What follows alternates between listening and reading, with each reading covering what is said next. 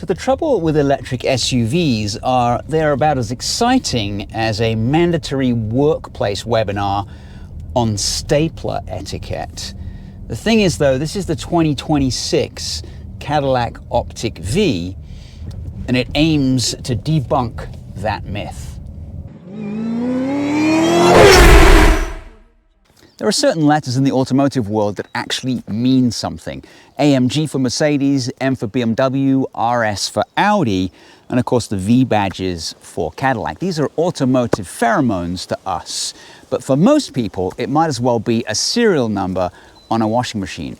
Cadillac though has created itself a little bit of a dilemma because they have the CT4 and the CT5V Blackwings, both gas-powered four-door maniac cars.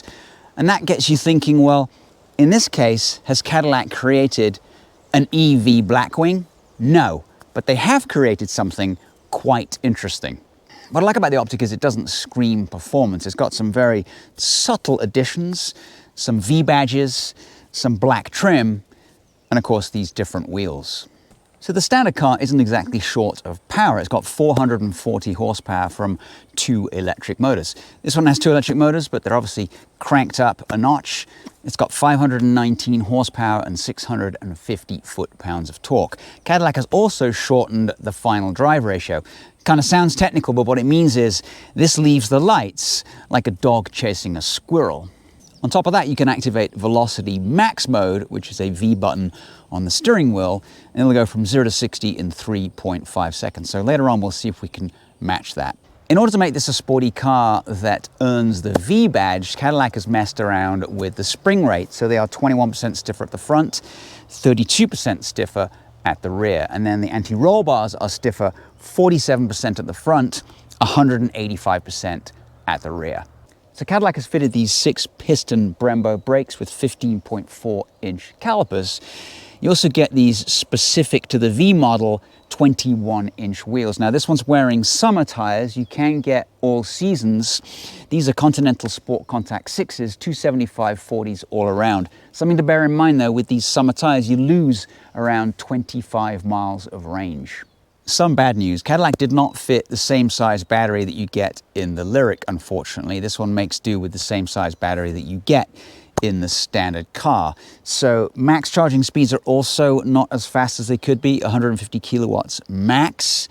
And this one will get around 250 miles of range because it has these summer tires. Get a decent amount of space in the back, 26 cubic feet right here. That's enough for some suitcases or a trip to Costco. Fold the seats down, you get around 57 cubic feet of space. Under here you get a little bit of extra space. It is mostly taken up by the charging cables, but you can always leave those at home. So how much is it? Well, base price for this V is $68,000 and change. This one has the carbon fiber package, which is almost $6,000. I would not bother with that.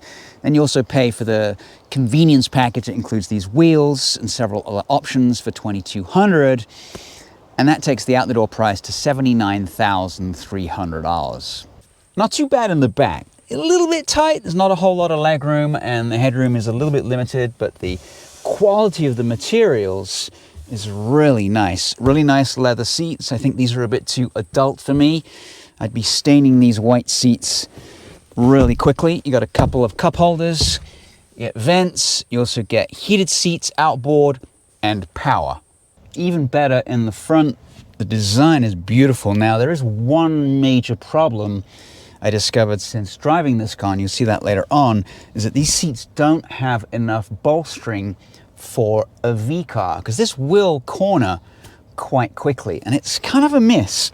Either they should have put more sporty seats in, or adjustable bolsters, powered adjustable bolsters, both for the legs and for the upper body. It's a bit of a miss, and they should probably fix that. Everything else is great. You've got a really nice leather-covered steering wheel. Obviously, you've got the Super Cruise system right here as well. So the Cadillac Optiq's cabin is genuinely excellent. I really like how Cadillac has advanced their design and their quality over the years. The materials feel really expensive, the design feels modern. This giant 33-inch curved display looks futuristic, but it isn't ridiculous. There is a panoramic glass roof that has an actual solid sunshade, so Audi, take note. And then this is a top spec V, obviously, so everything is heated, ventilated, massaging, illuminated, amplified, digitized, and probably capable of filing your taxes. Also, the AKG audio system is magnificent, and apart from a lack of bolstering, as I mentioned, the seats are actually superb. Then you get physical controls for the climate control. And then this sort of blue stuff is kind of cool. You can play a little washboard on it. This system is really fast too. There is no Android Auto or Apple CarPlay, but whatever. There's really only two places that you want to go. You can go to ambient lighting and change the colors to your whim, or you can go to charging. You can see when you need to charge. You can go back and you can do drive modes. This is the most important one. You can activate V mode. So I'm in Tour right now. You got Sport, Snow Ice, My Mode, and V mode. Hit V mode, steering, suspension in Sport, brake feel, acceleration feel. Motor sound, I don't really like it. You put it on the highest level and it sounds ridiculous. There's also a button on the steering wheel that says V.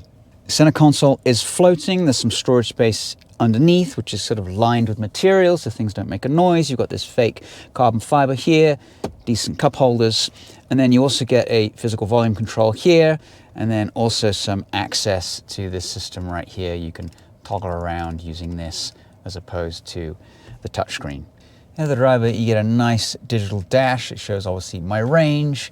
It shows that I've put it into V mode right there, and then you can change things here on the left-hand side.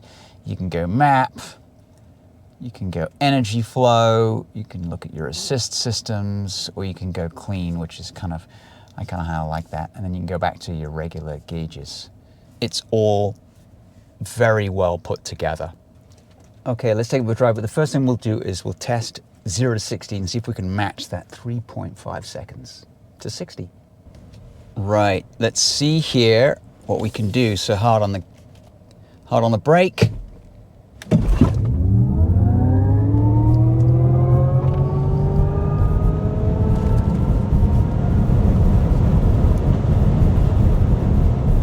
So it launches like it just remembered that the oven is still on, but then it tails off. There's a little bit of a tail off in power.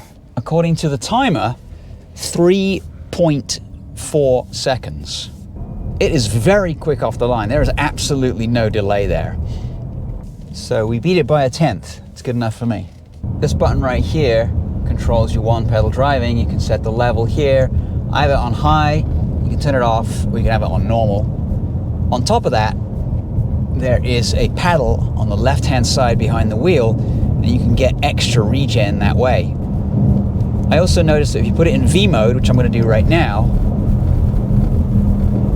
there's a little bit less regen. Anyway, let's get going and see how it handles in the turns.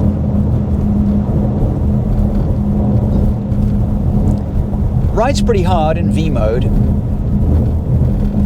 Now the steering is really direct, but with absolutely no feel. You have no idea what the front wheels are doing, but it is very quick. Turns in is quite savage. It is surprisingly good in these turns. Kind of reminds me a little bit of the Alfa Romeo Stelvio Q. That was probably the best handling SUV I have ever driven.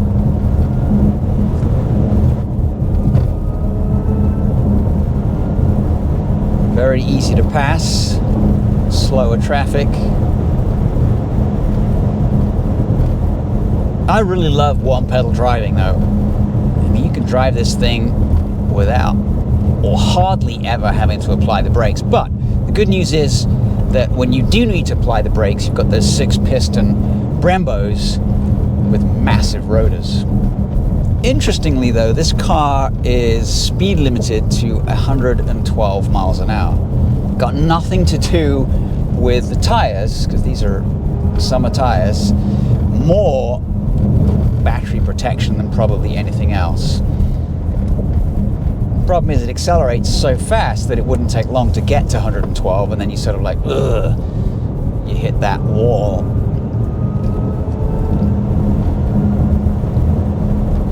But it is fun to chuck around on these kind of roads. It really does go. It would be helpful if they did put a slightly larger battery in it, just because if you're going to run summer tires, you do lose that 25 to 28 miles of range. I think I'd be happy just putting the all seasons on this. Let's give it a little bit of extra regen there. This is a turn. It's pretty sharp. It leads into a spot where you can really see how the vehicle acts in these tight twisties, and there's not a lot of body roll. Yeah, you really can't change direction. It just goes. Now it is helped, obviously, there is a lot of grip from these Contis. I mean, if you have to have an SUV and you have to have an electric one, this is not a bad option. I'll be honest, 68,000 to start isn't too bad. I mean, the ridiculous carbon fiber package, that's a waste of $5,500. I mean, it looks kind of cool, but it's not really helping it go any faster, or giving it more range, or letting it charge faster. It's all about the appearance. I think it looks I think it would look just as good without that package. Yeah, impressive. I like the Lyriq V, but I thought it was too big and just too heavy. This one though is really good to have the V package added.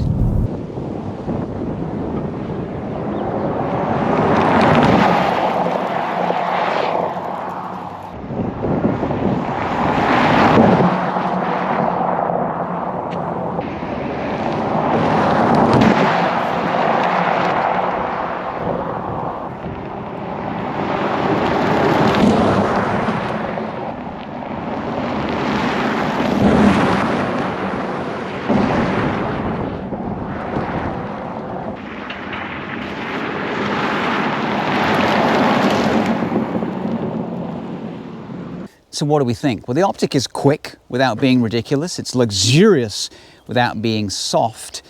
It's a car that you could simply just drive every day with absolute ease. It's a very, very good electric SUV, but it isn't a Blackwing. Once again, thanks for watching. We appreciate it. Like, subscribe, and we'll catch you next time with another video. Out.